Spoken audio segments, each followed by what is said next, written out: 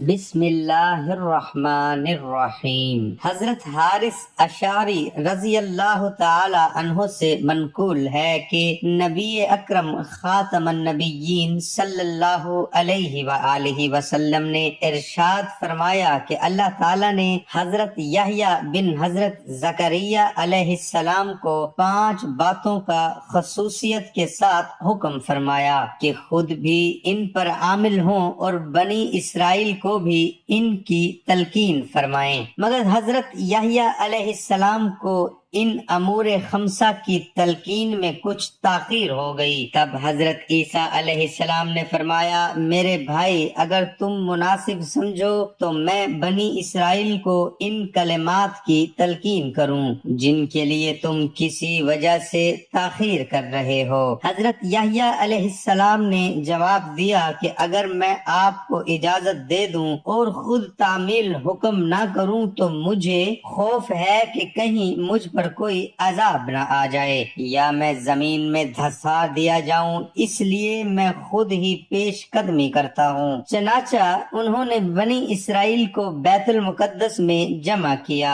جب مسجد بھر گئی تو واعظ کیا اور ارشاد فرمایا کہ اللہ تعالیٰ نے مجھ کو 5 باتوں کا حکم فرمایا ہے کہ میں خود بھی ان پر عمل کروں اور تم کو بھی عمل کی تلقین کروں۔ ایک اللہ تعالیٰ کے سوا کسی کی پرستش نہ کرو اور نہ کسی کو اس کا شریک ٹھہراؤ، کیونکہ مشرک کی مثال اس غلام کی سی ہے جس کو اس کے مالک نے اپنی رقم سے خریدا، مگر غلام نے یہ طریقہ اختیار کر لیا کہ وہ جو کچھ کماتا ہے وہ مالک کے سوا ایک دوسرے شخص کو دے دیتا ہے۔ ثواب تو اب تم بتاؤ کہ تم میں سے کوئی شخص یہ پسند کرے گا کہ اس کا غلام ایسا ہو؟ لہذا سمجھ لو جب خدا ہی نے تمہیں پیدا کیا ہے اور وہی تم کو رزق دیتا ہے، تم بھی اس کی پرستش کرو اور اس کا کسی کو شریک نہ بناؤ۔ دوسرا، خشوع و خضوع کے ساتھ نماز ادا کرو، کیونکہ جب تک تم نماز میں متوجہ رہو گے خدا تعالی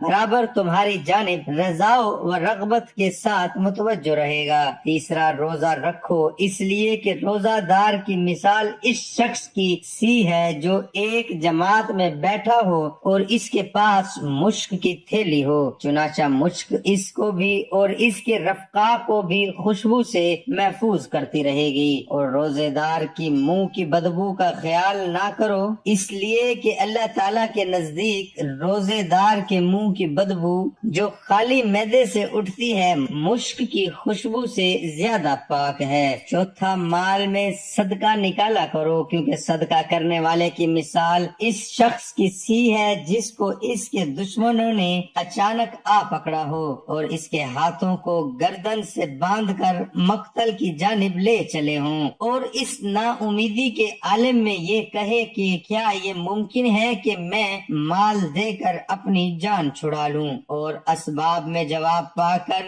اپنی جان کے بدلے سب دولت قربان کر دے۔ پانچواں، دن رات میں کثرت سے اللہ کا ذکر کرتے رہا کرو، کیونکہ ایسے شخص کی مثال اس شخص کی سی ہے جو دشمن سے بھاگ رہا ہو اور دشمن تیزی سے اس کا تعاقب کر رہا ہو اور وہ بھاگ کر کسی محفوظ قلعے میں پناہ گزی ہو کر دشمن سے محفوظ ہو جائے۔ بلا شبہ انسان کے دشمن شیطان کے مقابلے میں ذکر اللہ کے اندر مشغول ہو جانا محکم قلعہ میں محفوظ ہو جانا ہے۔ اس کے بعد حضور خاتم النبیین صلی اللہ علیہ وآلہ وسلم صحابہ اکرام رضوان اللہ تعالی علیہم اجمعین کی طرف متوجہ ہوئے اور فرمایا کہ میں بھی تم کو ایسی 5 باتوں کا حکم کرتا ہوں جن کا خدا نے مجھ کو حکم دیا ہے۔ پہلا، لزوم جماعت، دوسرا سمع، تیسرا طاعت، چوتھا ہجرت، پانچواں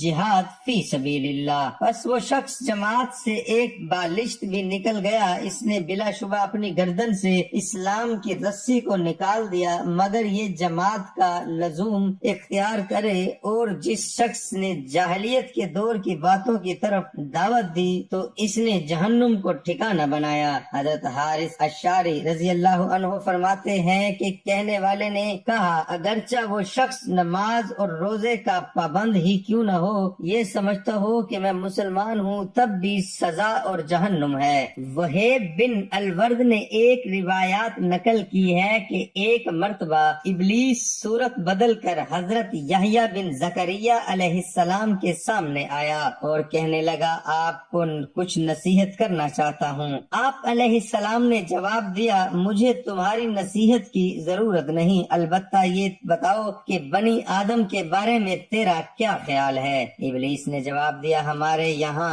بنی آدم 3 قسموں پر ہیں، یعنی ہم نے بنی آدم کو 3 حصوں میں تقسیم کر رکھا ہے۔ پہلی قسم کے وہ لوگ ہیں جنہیں پھسلانا ہمارے بس کا روگ نہیں، کیونکہ ہم ان کے پاس جاتے ہیں اور کافی محنت کرنے کے بعد ان کو بہلا پھسلا کر اپنے قابو میں کر لیتے ہیں اور ان کو دین کے راستے سے روک دیتے ہیں، مگر یہ لوگ فوراً توبہ اور استغفار کر لیتے ہیں، جس کی وجہ سے ہماری ساری محنت رائے گاں ہو جاتی ہے۔ پھر ہم دوبارہ جا کر ان کو بہکانے میں کامیاب ہو جاتے ہیں، مگر پھر وہ توبہ و استغفار سے ہماری محنت پر پانی پھیر دیتے ہیں۔ عرض یہ کہ ایسے لوگ ہمارے جال میں نہیں آتے، اس لیے ہم ان سے نا امید بھی نہیں ہوتے اور نہ ہی ان سے اپنی کوئی حاجت پوری کرا سکتے ہیں۔ ہم اس قسم سے بہت مشقت میں پڑ جاتے ہیں، اور بنی آدم کی دوسری قسم کے لوگ وہ ہیں جو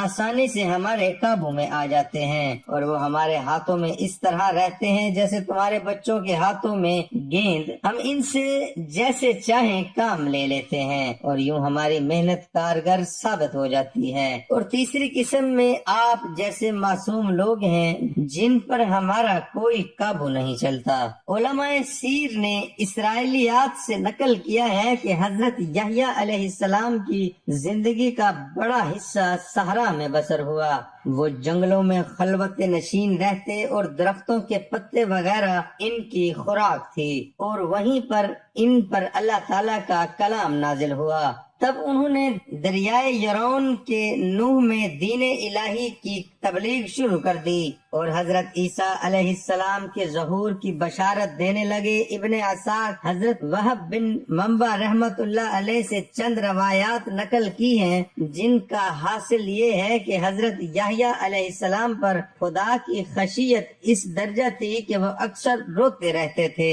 حتیٰ کہ ان کے رخساروں پر آنسوؤں کے نشان پڑ گئے تھے۔ چنانچہ ایک دن ان کے والد ماجد حضرت زکریا علیہ السلام ان کو جنگل میں تلاش کرتے ہوئے پا لیا تو فرمایا، بیٹا ہم تیری جدائی کے مضطرب ہو کر تجھے تلاش کر رہے ہیں اور تو یہاں آہو گیر میں مشغول ہے۔ حضرت یحییٰ علیہ السلام نے جواب دیا کہ ابا جان، آپ نے مجھے بتایا ہے کہ جنت اور جہنم کے درمیان ایسا لک وہ میدان ہے جو خدا کی خاشیت میں آنسو بہائے بغیر طے نہیں ہوتا اور جنت تک رسائی نہیں ہو سکتی۔ یہ سن کر حضرت زکریا علیہ السلام بھی رونے لگے۔ یحییٰ علیہ السلام سے فرمانے لگے کہ آپ میرے لیے استغفار کریں، آپ مجھ سے بہتر ہیں۔ حضرت یحییٰ علیہ السلام نے جواب دیا کہ آپ مجھ سے بہتر ہیں۔ حضرت عیسیٰ علیہ السلام نے فرمایا کہ میں نے خود ہی اپنے آپ پر سلام کہا اور آپ پر تو خدا نے سلام کہا۔ سیرت کی کتابوں میں موجود ہے کہ آپ علیہ السلام 30 سال کی عمر سے قبل ہی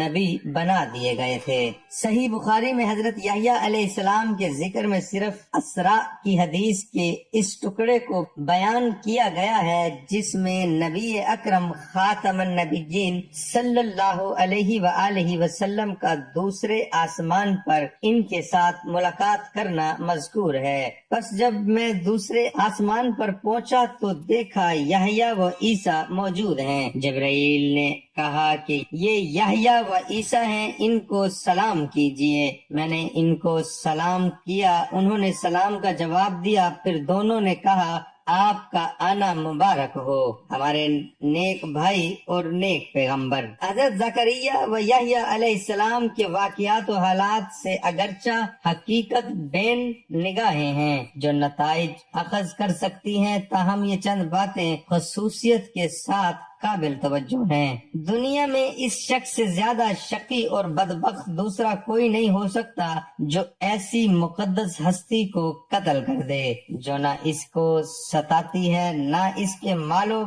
دولت پر ہاتھ ڈالتی ہے، بلکہ اس کے برعکس بغیر کسی اجرت کے اس کی زندگی اصلاح کے لیے ہر خدمت انجام دیتی ہے اور اخلاق، اعمال اور عقائد کی ایسی تعلیم بخشتی ہے جو اس شخص کی دنیا اور آخرت دونوں کی فلاح اور سعادت کی کفیل ہو۔ چنانچہ حضور خاتم النبیین صلی اللہ علیہ وآلہ وسلم نے اسی بنا پر حضرت ابو عبیدہ بن جراح رضی اللہ عنہ کے اس سوال پر کہ سب سے زیادہ مستحق عذاب قیامت میں کون شخص ہوگا، ارشاد فرمایا وہ شخص جو نبی کو یا ایسے شخص کو قتل کرے جو اس کو بھلائی کا حکم کرتا ہو اور برائی سے باز رکھتا ہو۔ اقوام عالم میں یہود کو اس شقاوت میں ید طولہ حاصل رہا ہے اور انہوں نے اپنے نبیوں اور پیغمبروں کے ساتھ جس قسم کی توہین آمیز سلوک حتیٰ کہ قتل تک کو کروا رکھا ہے، اس کی نظر دنیا کی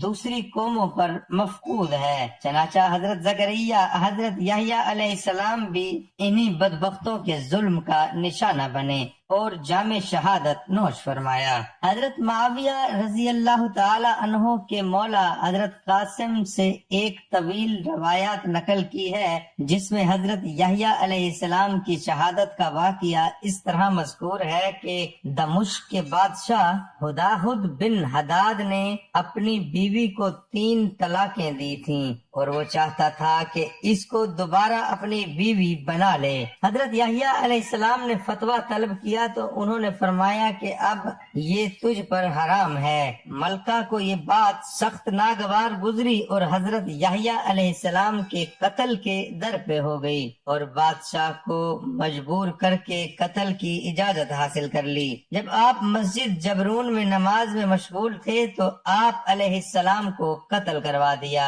اور چینی کے تشت میں آپ کا سر مبارک رکھ کر منگوایا، مگر سر مبارک اس حالت میں بھی یہی کہتا رہا کہ تو بادشاہ کے لیے حلال نہیں تا وقت کسی اور سے شادی نہ کر لے، اور اسی حالت میں خدا کا عذاب آیا اور اس عورت کو فوراً زمین میں دھسا دیا۔ دعا ہے کہ اللہ تعالیٰ میرا سنانا، آپ کا سننا اپنی بارگاہ رسالت میں قبول اور منظور فرمائے، آمین ثم آمین۔